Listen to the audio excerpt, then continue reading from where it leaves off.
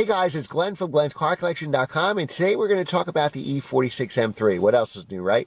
Well, a common email I get almost every day is the E46 M3 going to be collectible? Is it going to be a classic? Is it going to go up in value? So I figured I'd make a video about it to tell you about my thoughts. Now, this is one of the few cars I love so much, I actually bought it twice. This is my second E46 M3 in Mystic Blue with a black interior, 6-speed manual.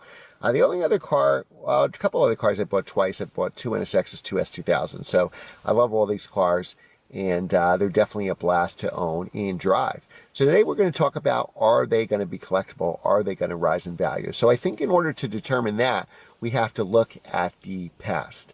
Now, we're going to go through a couple of cars that did appreciate in value and what those circumstances are, and then we'll kind of relay that to the E46 where we can make an intelligent decision.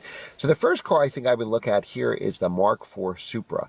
Now the Mark IV Supra, over the past, since the Fast and Furious days, has really gone up in value, but it wasn't a good seller back in the 90s.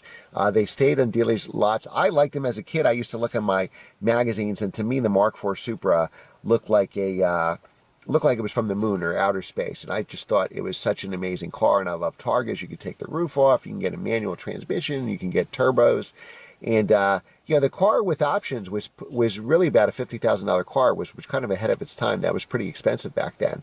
Not as expensive, say, as the NSX, but the car was, I think, ahead of its time, and it just didn't sell well at all, and that's why there's so few manual turbocharged cars actually made.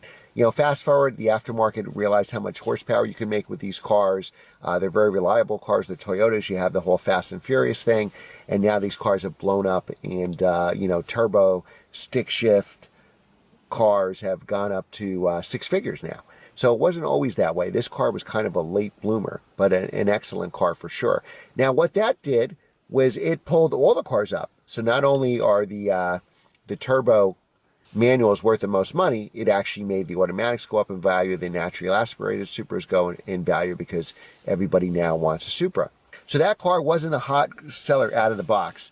Now, also for the E46 M3, let's equate that to the NSX. I think that's more of a fair comparison. The E46 M3 was a hot seller out of the box. It was, because remember, this is the first time we got the engine the rest of the world got. The E36 M3, we only had 240 horsepower instead of the 300 horsepower European engine. So when we got the S54 engine with the 333 horsepower, it was the same as Europe got. So that was a big deal. And the cars were selling really quick off dealer lots in 2001 when that car came out, model year 2001.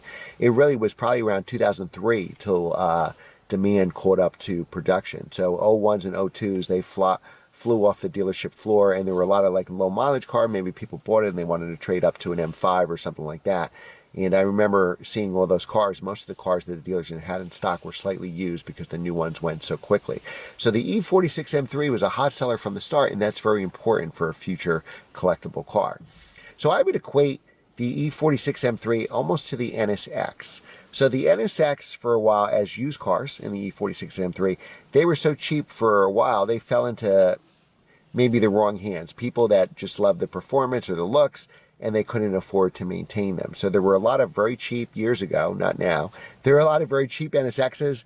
There were a lot of, 5 years ago, maybe more than that, there were a lot of cheap E46 M3s. They were $15,000 cars all day long, and most of them needed thousands and thousands in maintenance, repairs, preventive maintenance. So it wasn't until recently that they started appreciating. So when we see the NSX appreciate, it took a long time. I bought my first black and tan NSX. It was 1995 back in 2012. They were dirt cheap. It was under 30 grand. And that was a really good, highly maintained one. You could have got a junky one probably for 20,000. And they slowly started to appreciate. You started to slowly see more articles about how good these cars were. And then you kind of saw the appreciation. I think what really set it over the bar was the new NSX coming out. And because it was a hybrid and all-wheel drive and an automatic, it made people long for the stick-shift rear-drive NSX, which was, very pure. Even though it was a tech car when it came out, it had a lot of technology. It was just right now, compared to how technology is for cars, it was just a very pure driving experience. And that really made the old NSX blow up. And we saw them, my black NSX doubled in value. I sold it for double what I paid for it. The blue NSX that I have now, my '05, doubled in value in the, I think I've had it 4 years now. I forget. You can check my video. I've either had it 3 or 4 years. And that's doubled in value since I had it. So that actually bodes well for the E46 M3. Here's a car that was cheap for a long time. Now people realize how great that car is, and now we're seeing rises in value.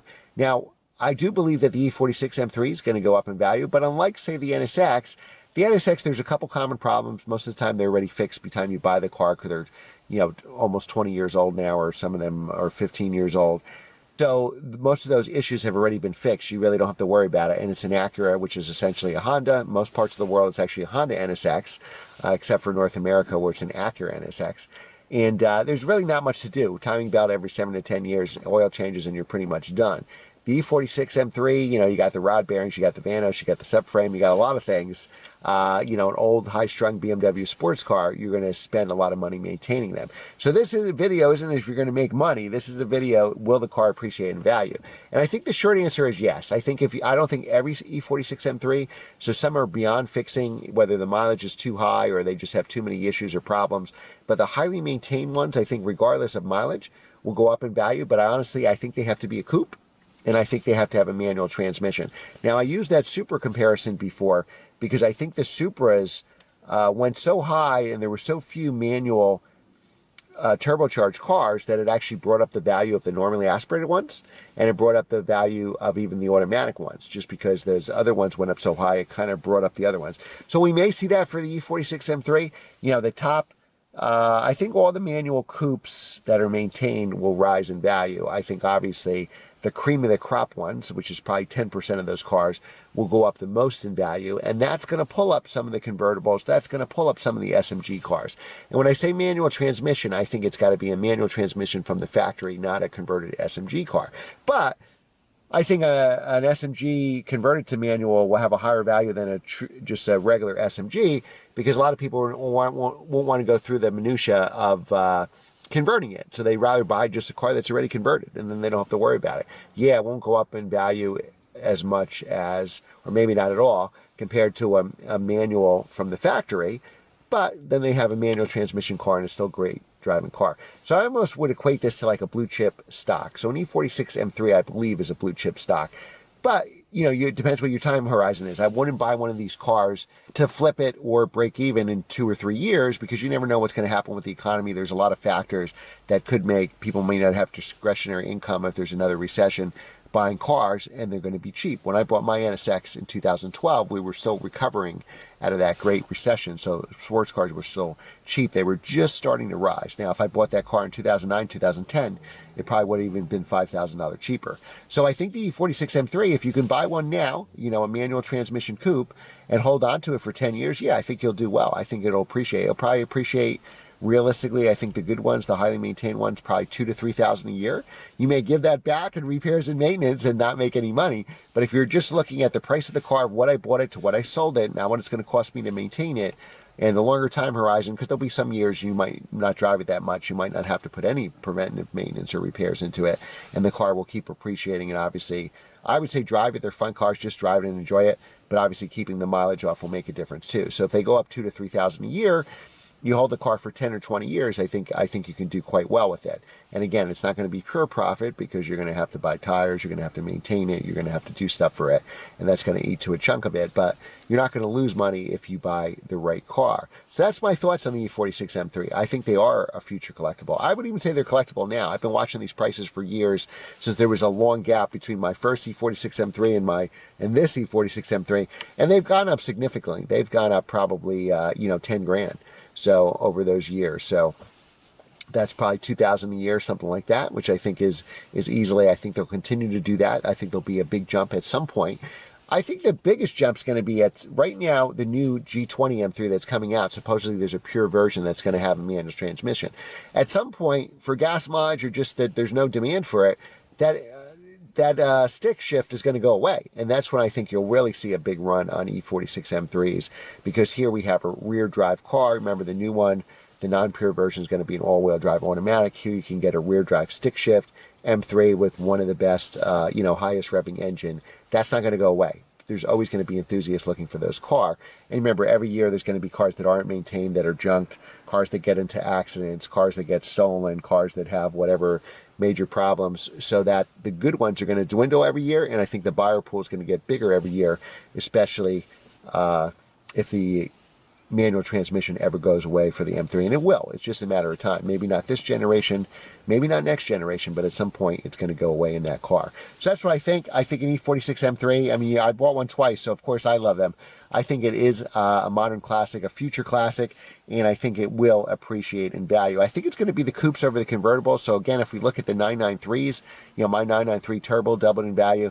The 993 coupes went way up in value. The 999 convertibles rose a little bit, but not that much. So I don't think it's unfortunately going to be convertible E46 M3s. But if you like the convertibles, they're a great car too. They're really a blast to drive.